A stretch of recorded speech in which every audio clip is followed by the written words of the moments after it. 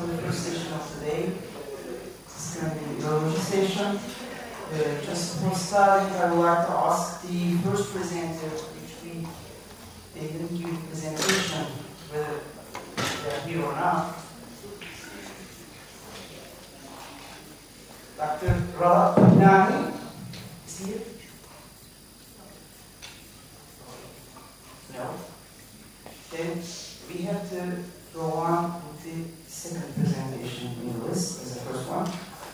Retrograde endothelioma in recurrent periurethral obstruction. Maria Dolores Bianco from Max.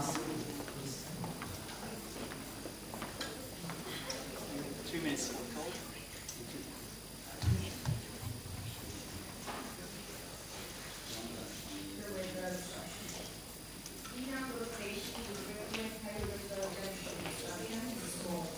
Treatment is controversial. Uroloplasty is the most used treatment for these patients, and the urological techniques are a minimally invasive alternative for its treatment.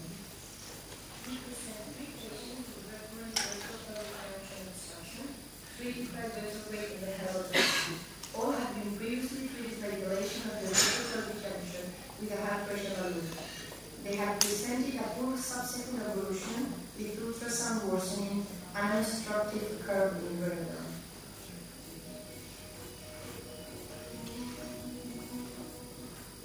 Cystoscopy was performed, and initially a high pressure balloon was placed at the retrocranial junction, guided by a fluoroscopy. Subsequently, a ureterorhinoscopy was performed, locating the balloon in the uretero-pelvic junction.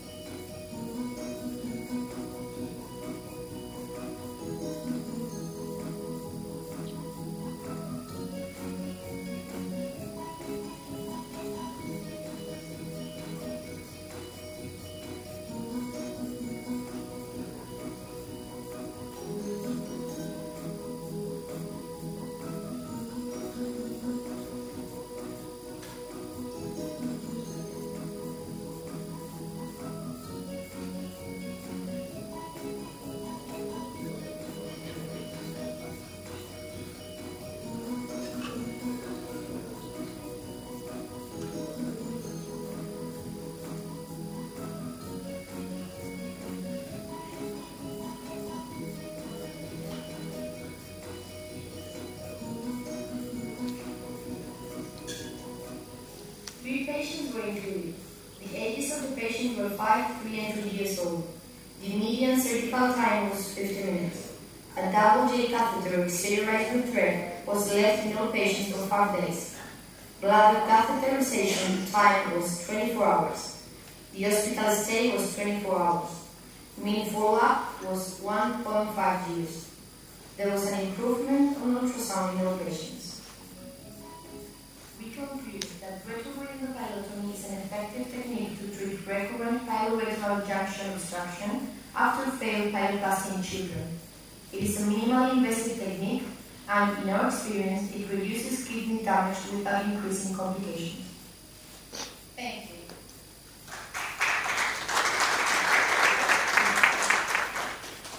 Any question or comment from the floor? So, do you think that there's any contraindication for there's any contraindication for applying this procedure? If there is any contraindication, Yeah. I don't know. Like age or size limits? Yeah. We actually can we treat any age of patients. We can try. I mean, Can you try a small child? child? Can you do it in a small child? Yeah. And why use it? Yeah, you can use the instrument we have like, for the diameter. Yes. Yes, we do. Any question? Okay, we can move to the next presentation. L'anno hanno assistito il terrore di retrostumi for the Urology children, presented by Isabel Balagosh from Madrid, Spain.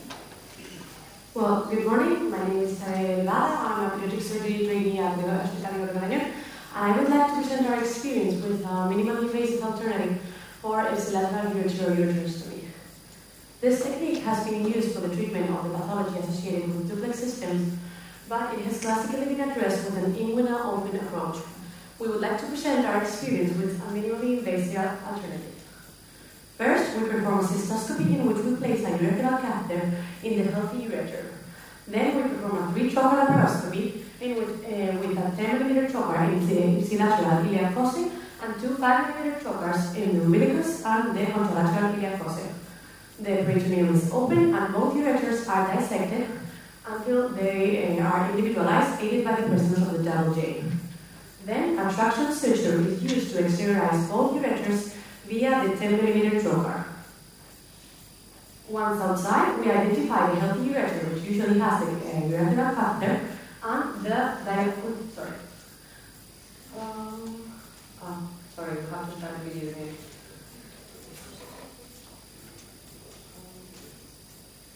Well, we're going to see it, but anyway, I keep talking so I don't stay on the track. So, once exteriorized, we identify the healthy ureter, which has the ureteral catheter and the dilated ureter. The dilated ureter is transected either laparoscopically with an hemolock or outside with a ligation.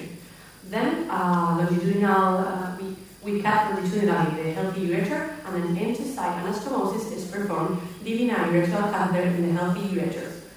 Finally, we perform a laparoscopy to assess the integrity of the anastomosis, which we're going to see now.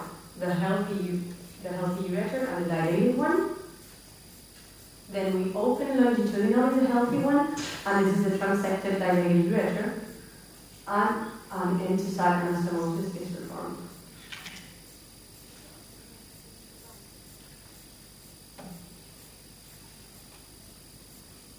And this is the anastomosis with a laparoscopic condition.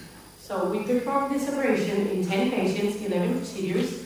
9 patients had an ectopic ureter, 1 patient had an ureteral cell, an ectopic ureteral cell, and 1 patient had a persistent reflux, although it had been treated endoscopically for a few times. All the patients had either ureteral dilation, incontinence, or UTIs. The median operative time was 100 minutes. The patients stayed at the hospital for a median time of 2 days. A ureteral stent was left in all patients for a median time of 1 month. And 3 patients experienced a complication. 1 had a peritonitis due to a pseudomonas with a sterile urinary culture, and 2 patients had a UTI that was solved just by changing the antibiotic regimen. And after a 30-month follow-up period, all of the patients have non-ureteral dilation and are asymptomatic and have full continence. In conclusion, this technique gives us the best of each technique. The laparoscopy gives us excellent exposure and ease of dissection, and then there's the technical ease of an open anastomosis, and we present good medium to long-term results. Thank you. Are there any questions from the floor?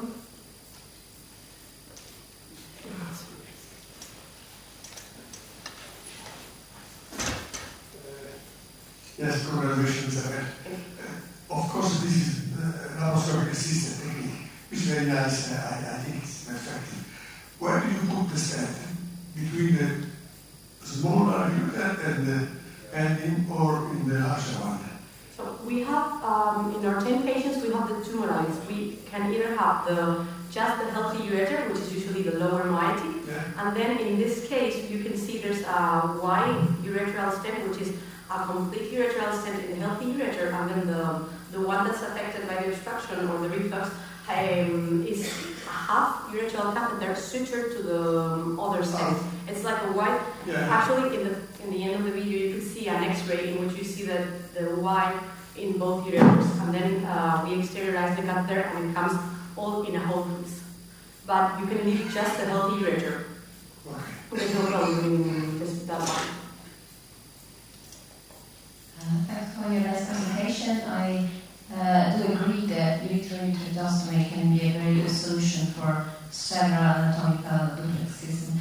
Just one thing, since you had peritonitis in one case, did you ever consider doing it with a retroperitoneoscopic approach, so that you could do a lap-assisted but with a retroperitoneoscopic without opening the peritoneum? Well, actually, we hadn't considered it because we thought it was easier to sterilize both ureters via laparoscopy, but it could be a good idea to prove in to us in the future.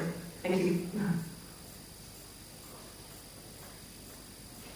If there are no more questions, thank you, Isabel.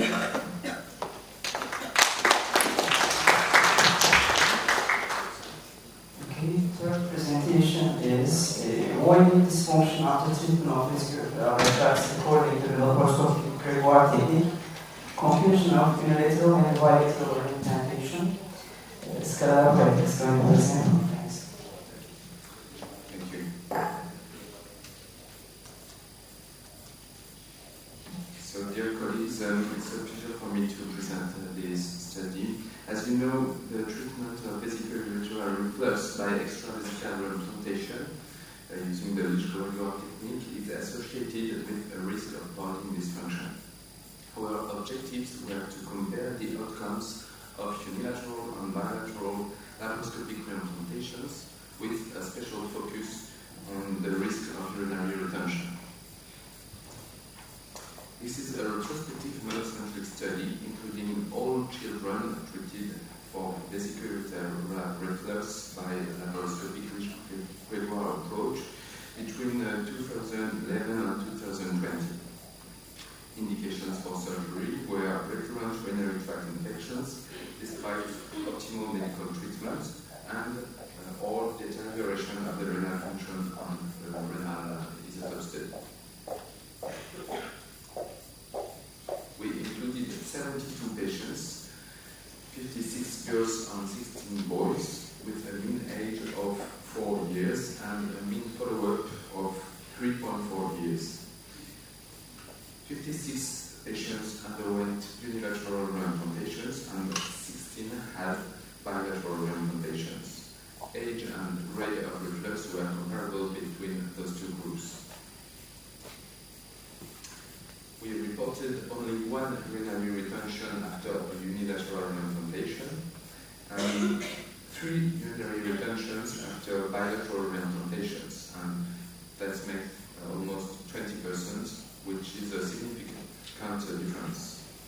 All 4 cases were treated by a urinary catheter, and the retention resulted in 1, 3, 5, and 9 days respectively, with no long-term bladder paresis. The rate of postoperative pyelonephritis was not significantly different after unilateral and bilateral implantations. The overall rate of reflux recurrence was 5.5%, and we treated those recurrences by endoscopic injections in 3 cases and by Gregoire redo procedure in 1 case. To conclude, the risk of body dysfunction after bilateral laparoscopic uretrovesical implantation is higher than after unilateral implantation. However, urinary retention is usually resolutive after a few days of catheterism with no long-term consequence. Dissection of the lower ureter should remain minimal to avoid any nervous injury. Thank you for your attention.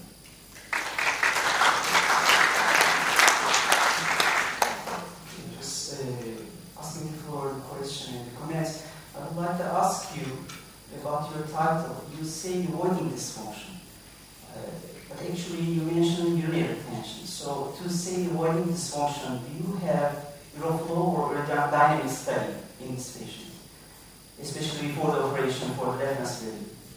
No, we don't make this study systematically. We recorded avoiding dysfunction by only clinical data before surgery and after surgery.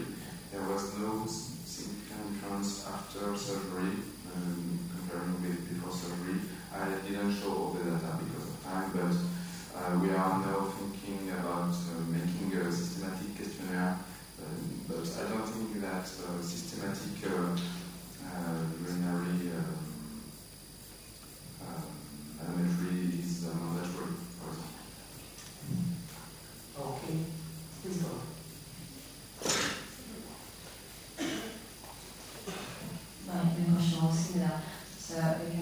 I think it should be investigated, the voiding phase at least of these patients that have urinary retention at long term, just to be sure that it had a subclinical voiding dysfunction. And also, was any of the patient investigated before the reflux? Because the cystogram of the left patient, the baby had a spleen-top urethra, so probably some of these reflux should have been investigated with non-invasive urodynamics before treatment. Yes, some of them were, but as I told you, there were no difference after surgery in those cases. But I think you're right. In general, we try to avoid operating patients with voiding dysfunction, but I think that in many cases, the medical treatment only has a limit. Despite you know that this boy or this girl has voiding dysfunction, you keep having urinary infections, and in those cases, surgery is a treatment that I think could be justified, but you have to be really careful about optimal medical treatment first. Nice presentation, thank you very much. So you don't need the catheter in after the operation, I assume, because otherwise, no catheter? What will you recommend to, how long do you leave the catheter in for bilateral or hormonal, or just wait for problems and then you insert the catheter? In fact, for unilateral implantation, we don't leave any catheter at all, and we make those cases in daycare surgery. For bilateral implantations, we are more prudent, and we don't put a urinary catheter systematically, but we keep the child until the next day in case you have to put a urinary catheter. But usually it's not such a huge deal. You may need to put a catheter for a few days and that's it. Okay, thank you. No question, thank you.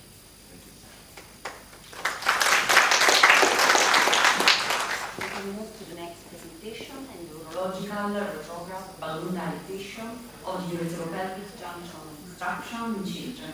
Results of a large series presented by David Ordonez, Gregor Maragnon, and Good morning, ladies and gentlemen.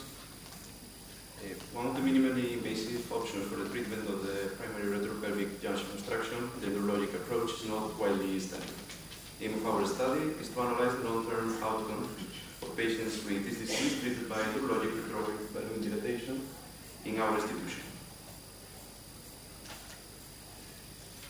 All patients treated by this technique between 2004 and 2018 were included. Exclusion criteria was bilateral or secondary obstruction requiring intervention, associated urological anomalies, postoperative follow-up lower than 18 months, and presence of a crossing lower wall vessel. In a lithotomy position, a cystoscopy is performed, and the dilatation balloon is located in the uretero-pelvic junction. It is filled with radiological contrast to its nominal pressure until the balloon notch disappears. A double J ureteral stent is always placed. 4 to 6 weeks after the initial intervention, a calibration procedure is performed. It consists in a double J withdrawal and an assessment of the uretero-pelvic junction. In case of stenosis, a new dilatation is performed, and a double J with an sterilized suture is placed, which is removed 1 week after in the outpatient clinic.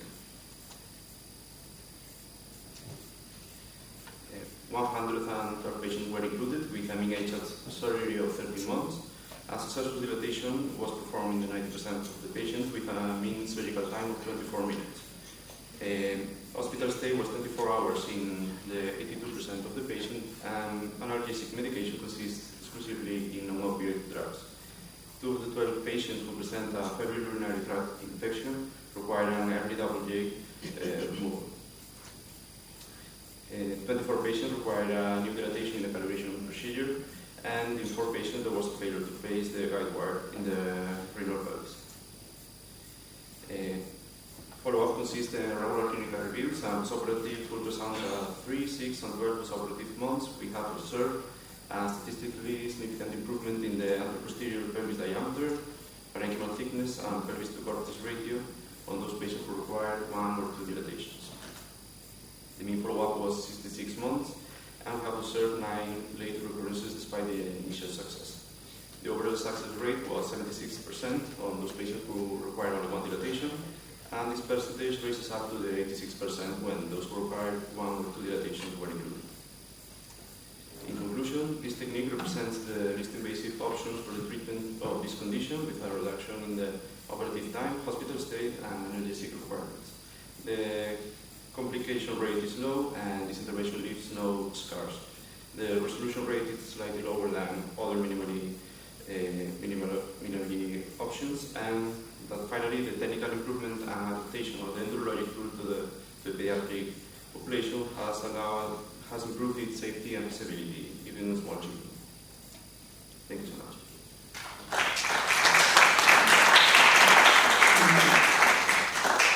Are there any comments or questions on the floor?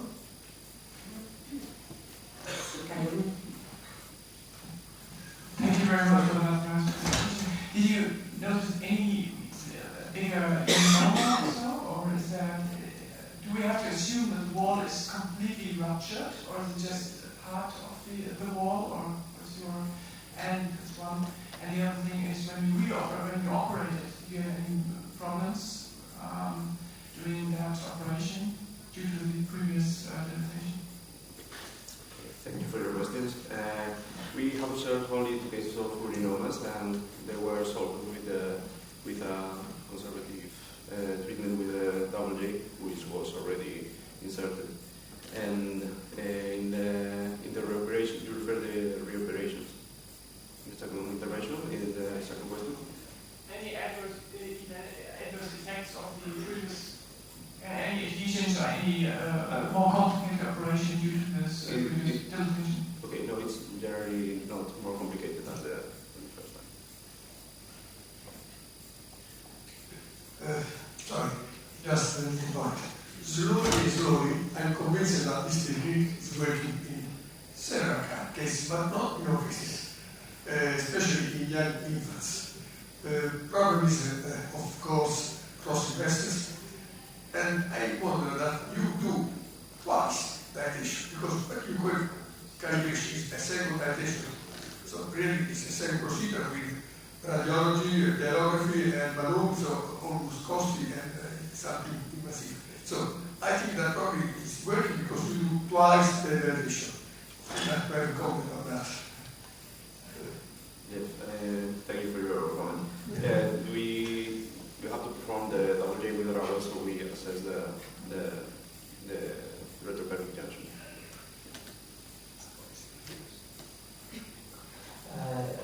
We actually excise the fibrotic part of the retropelvic junction during this member pyroplasty.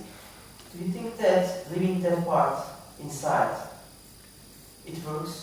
Could you repeat that, please? We actually excise the fibrotic part of the retropelvic junction. So with this procedure, you leave that part.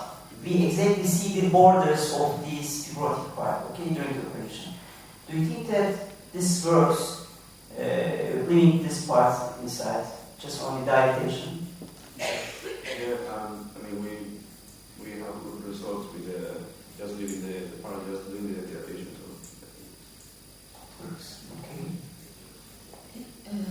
Just for infants, I didn't get, sorry, which was minimum age, but most of them were very young patients, I think. So some of them have very, very hypoplastic ureters. So did you ever, were always able to put up balloon catheter up to the upper junction, or how many failure do you have for that? thank you for your question. In the very small children, sometimes we have the problem with locating the dilatation balloon in the retropelvic junction, and we have some failures. But I think, well, with appropriate learning curve and with improvement of the instruments, we are capable of doing the most part of most of the patients. But yeah, sometimes it's not possible to do that. Okay, there are any other questions? Thank you.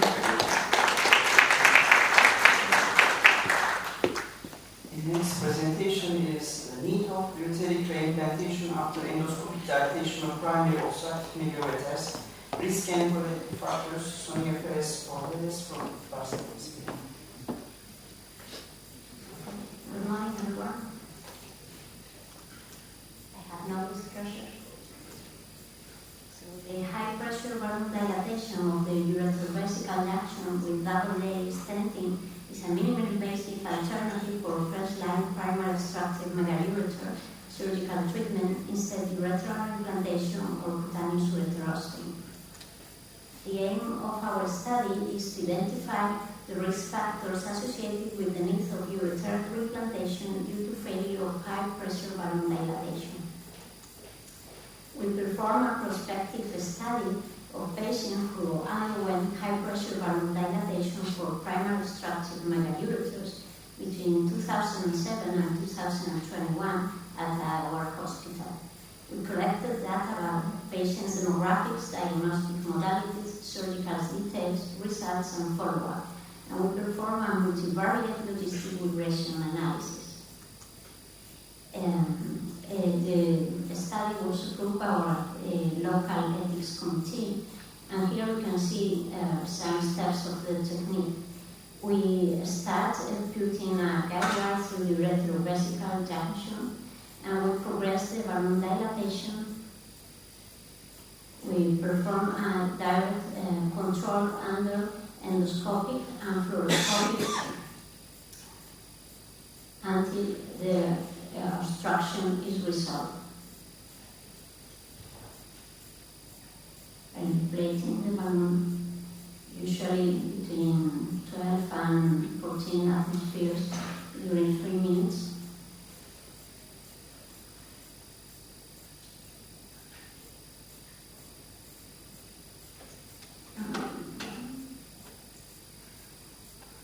We control that it's resolved, then we inflate the balloon and we go through the retrovesical junction just to check that everything is correct. Okay, so we have studied 55 ureters in 50 patients.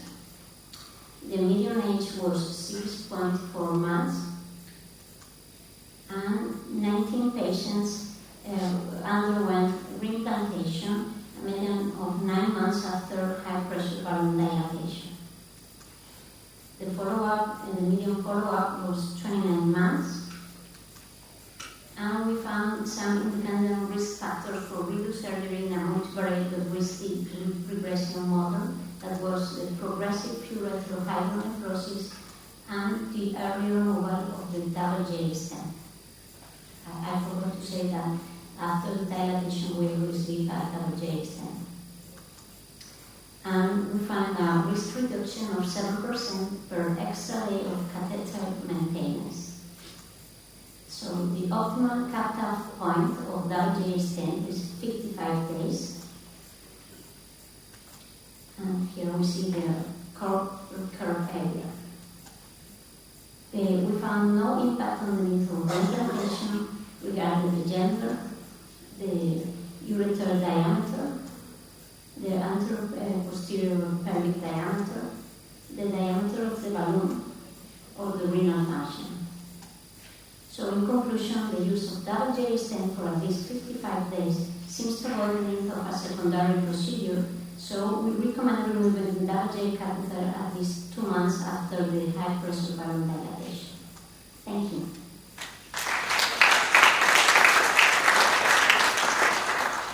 Any question or comment?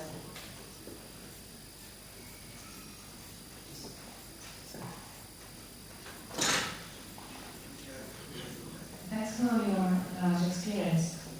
It's very interesting also to always hear you.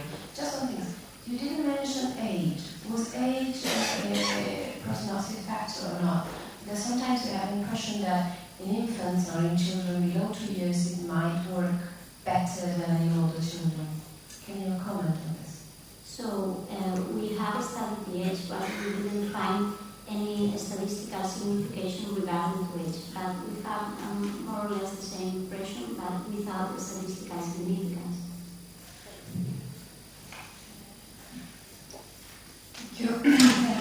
presentation.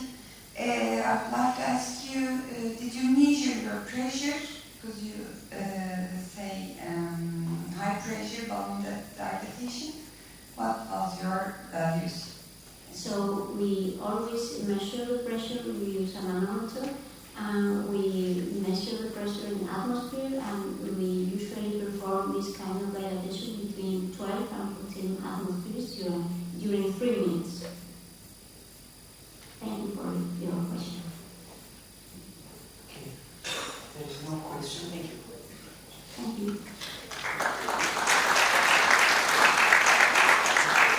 Next presentation will be presented by Sonia as well. Local steroid injection and novel treatment for idiopathic urethritis in children. Thank you. That's me again. Thank you. So I don't have disclosures. No, this is the same presentation. I will move forward to urethritis, please. ¿Podrían cambiar la presentación, por favor?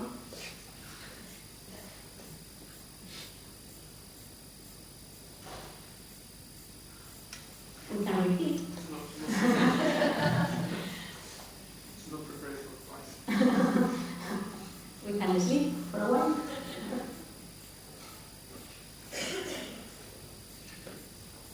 Por favor, esta no es la presentación, es la siguiente, uretritis. Esta es la que acabamos de dar.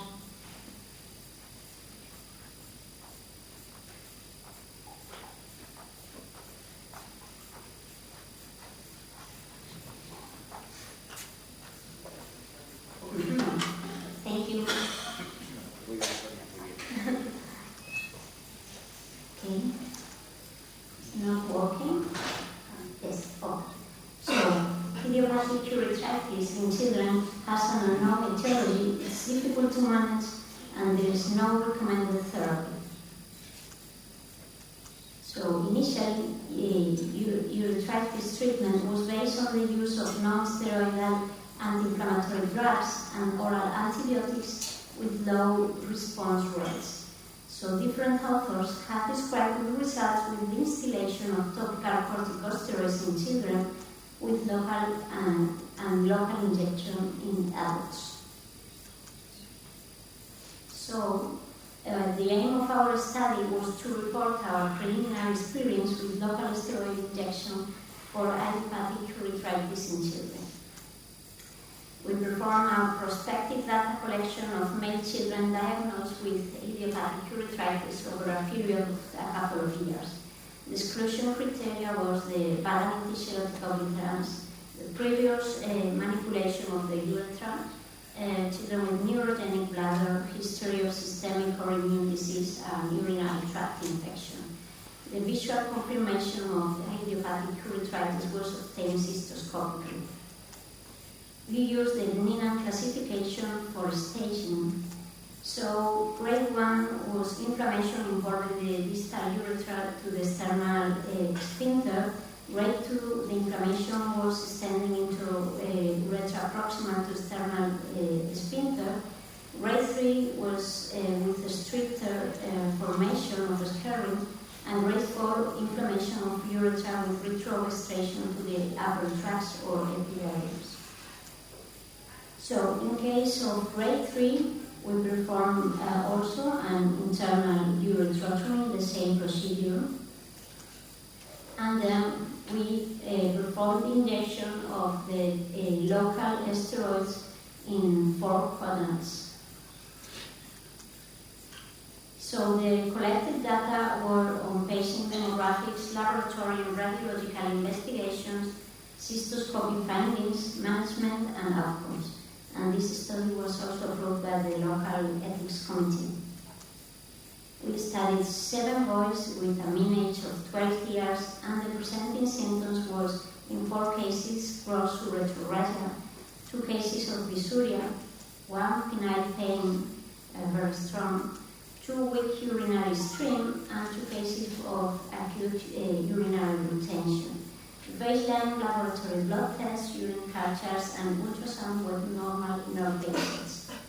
The hysteroretroscopic show the urethritis, 2 cases of grade 1, 3 cases of grade 2, and 2 cases of grade 3. The mean follow-up of the study was 12 months, and we found a complete resolution of symptoms and signs in 6 of the 7 patients, and the remaining patients did not achieve total remission, but did substantially improve symptoms and signs.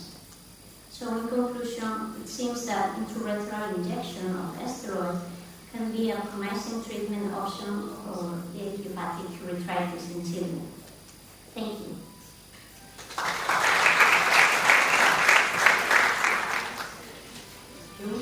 Are there any questions?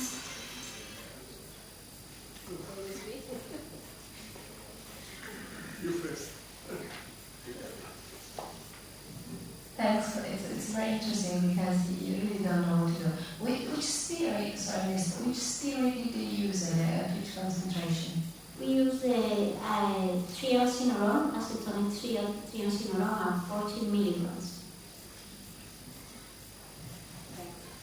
Thank you for your question. Yes, we enjoy this kind of presentation because sometimes we don't know what to manage. Usually, this is a recurrent situation. Do you think it's only once the application is enough long life, or do you say no recurrence? So very special case, and one case was obstructive, not really urethritis, it was a ring. So. Yes, very interesting question. Thank you, Dr. Cain. I don't know because we have a short-term follow-up, it's only 12 months, so there is a high possibility of recurrence, and we'll see. Yeah, anyway, and the dose of steroid was just one injection. It's four. Yeah, 4 injections. Okay, it's yeah. anti-inflammatory Yeah, that's treatment. There's no any question. I'd like to ask one question. Sorry. Okay. How we can differentiate the posterior uteri valve ring from this scar-forming urethritis? So that's important maybe to make the injection or not. correct. Thank you for your question. I think it is very interesting. In this case, the grade 3 differentiated for only a scar or stenosis is because you see the inflammation in the urethra all around this scar tissue. In all these cases, you injected the steroid, right? And so we inject in all the inflammation area or where you see the urethra, Okay. not only the scar, but also the. If there are no questions, thank you, Sonia. Yeah. Oh, no. Last question. How did you exclude patients with BXL? Did you do a biopsy or just was visual? You didn't see all this lodging? How do you exclude them? So that the diagnosis was visual as they usually start in the distal area of the penis. So if they have the white nacre around the meatal, so was skewed. We do not perform in general biopsy in these cases. Just when we do the circumcision, we send the prepuce in some cases, but we don't perform biopsy in general in this kind of patients. Thank you for your question. Short question. Catheter, do you leave a catheter? We don't leave a catheter in these patients. Only in case we have to perform the ureterotomy, and in these patients we leave a Foley catheter for 1 week, but the rest of the patients without catheter. With the time, I think we have to close the session. Thank you. Thank you very much.